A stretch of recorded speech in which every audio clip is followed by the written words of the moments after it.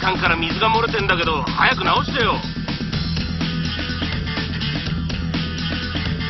水道から赤サビが出たんだけど、なんとかしてください。この水、サビ臭くて飲めないよ。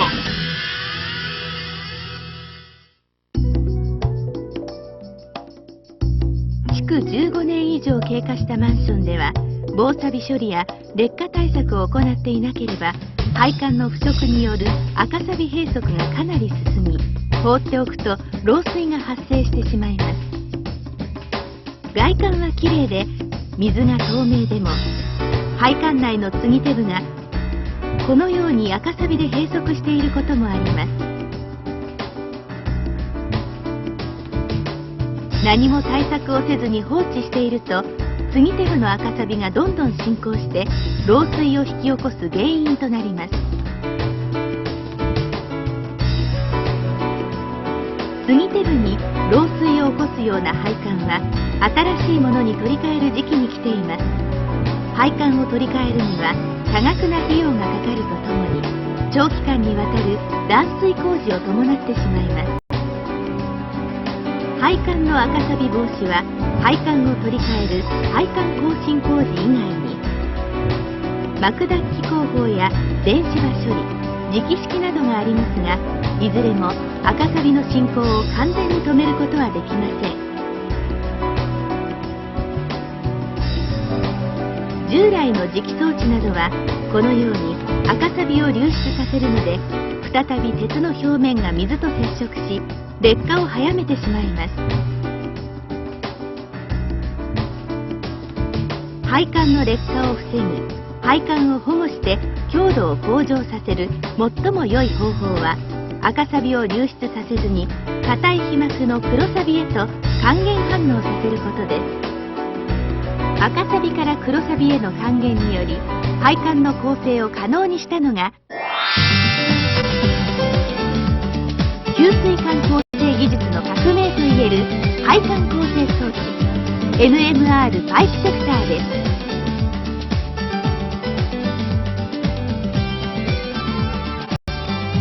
NMR パイプセクターは NMR 工法の新技術で、配管内の赤サビを流出させず黒サビの皮膜へと変換させる業界唯一の配管構成装置です。NMR パイプセクターは管を切らず断水させず赤サビを流し出さないで黒サビ化し、配管内の赤水、赤サビ閉塞などの問題を解決します。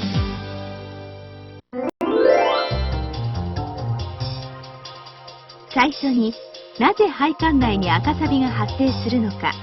その鉄の酸化メカニズムをご説明します。まず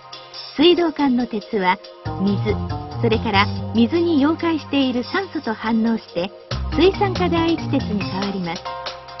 この水酸化第一鉄はすぐに酸素と反応してオキシ水酸化鉄に変わります。このオキシ水酸化鉄が赤サビなのです。さらに悪化するとこのように配管を閉塞状態にします。つまり鉄と水と酸素があれば腐食が始まり、赤サビを発生させてしまうのです。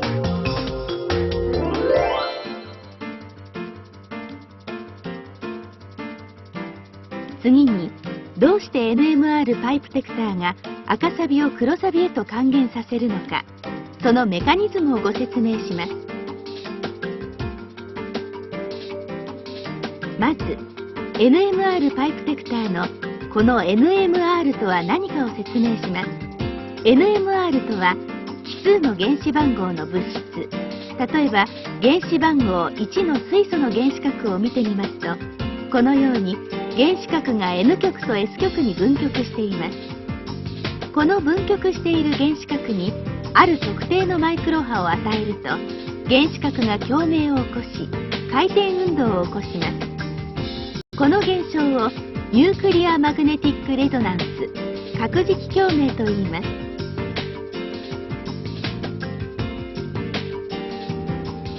配管の外部に設置した NMR パイプセクターが発するマイクロ波により、水素の角を回転させることで水分子の凝集を小さくして雷雲の中と同じように冷気状態にします。つまり雷雲の中の小さな水の粒が擦れ合って静電気を起こし、プラスとマイナスの電荷を帯電させて放電するように、小さくなった水分子の凝集が水流によりプラスとマイナスの電荷を帯電させ、配管内にマイナス電子を連続的に放電させるのです。この放電した電子が赤サビであるオキシ水酸化鉄と結びつき、黒サビと呼ばれるマグネタイトへと還元反応させるのです。赤サビが10分の1以下の体積の黒サビへ変わるため、赤サビ閉塞はゆっくりと減少します。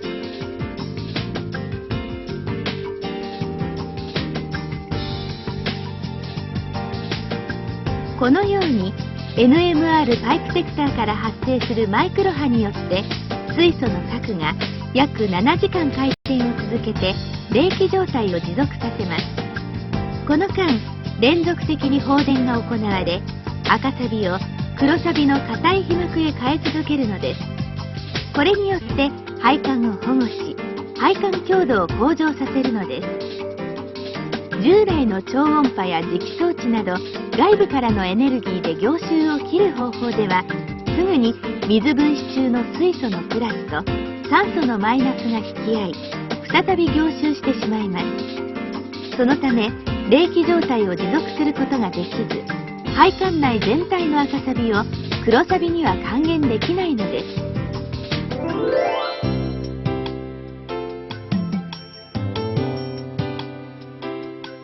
NMR パイプセクターの最大の特徴は、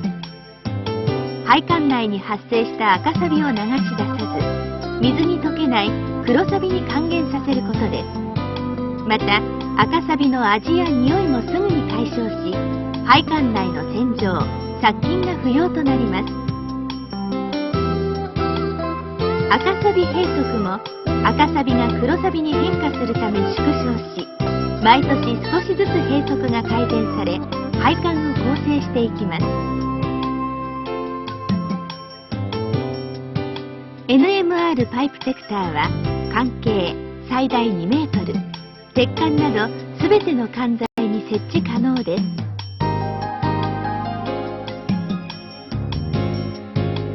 配管内の汚れも解消、赤サビを流さず硬い黒サビの被膜に変えることで配管強度を向上させ、40年以上の長期間の使用を可能にしました。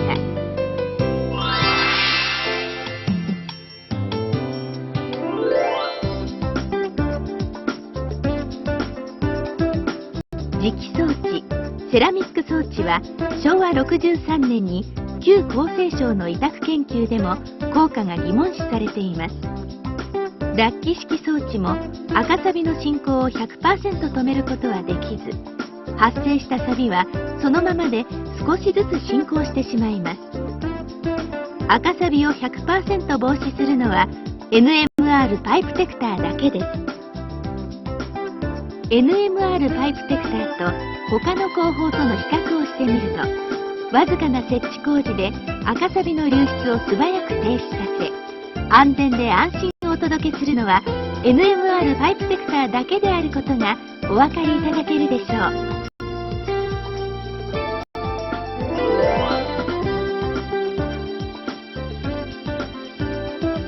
NMR パイプセクターを導入することによってもたらされるメリットは次のようなものが挙げられます。NMR パイプセクターは配管腐食による配管構成工事、パイプライニングやそれに続く配管更新工事に対して5分の1から10分の1のコストで赤サビを解消します。さらに配管内の赤サビを黒サビ化し、配管構成を行うので、以後の配管更新工事は不要。大幅な修繕費用の削減となります。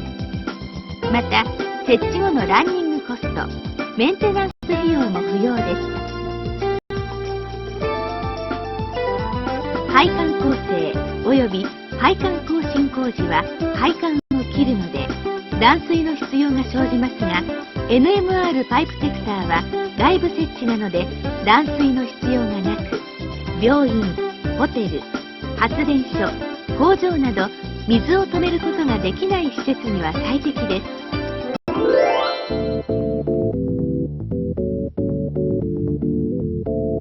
NMR パイプテクターは多くの施設で給水管中の赤サビを黒サビに変えることにより、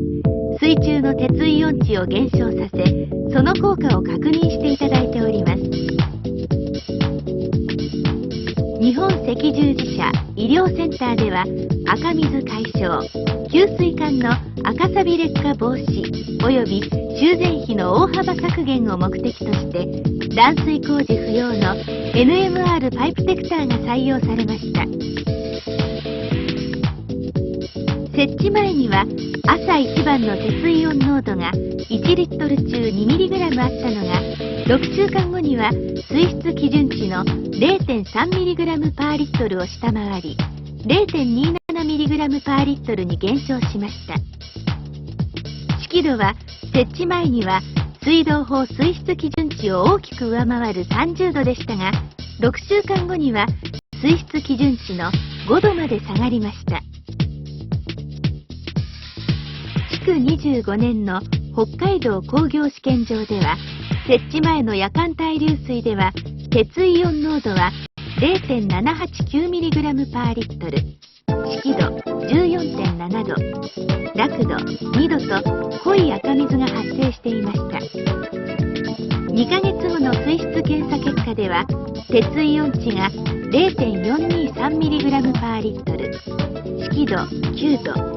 濁度1度になりました。4ヶ月後には鉄イオン値 0.262mg パーリットル、揮度5度、濁度1度未満と赤水を解消し、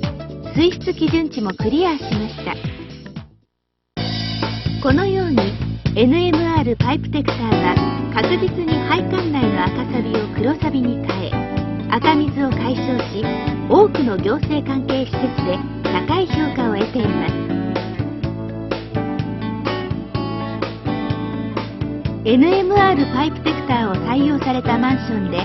導入後の評価をお聞きしました。あんなに赤水が出ていたのに、設置後1週間も経たないうちに止まったんですよ。また手についたムースも、これまでは石鹸をつけてゴシゴシ洗わないと取れなかったのに、今では石鹸なしでもきれいに落ちるようになってびっくりしてるんです。それにこれまで給水管の老朽化により、漏水が多発していましたが、今では漏水事故もなくなり大助かりです。赤サビや給水管の閉塞を防ぐため、どのような方法が最良かと組合で1年をかけて比較研究した結果、やはり代金が比較的安く、断水せずに短時間で設置ができ、その上効果保証もしてくれるので決定したんですよ。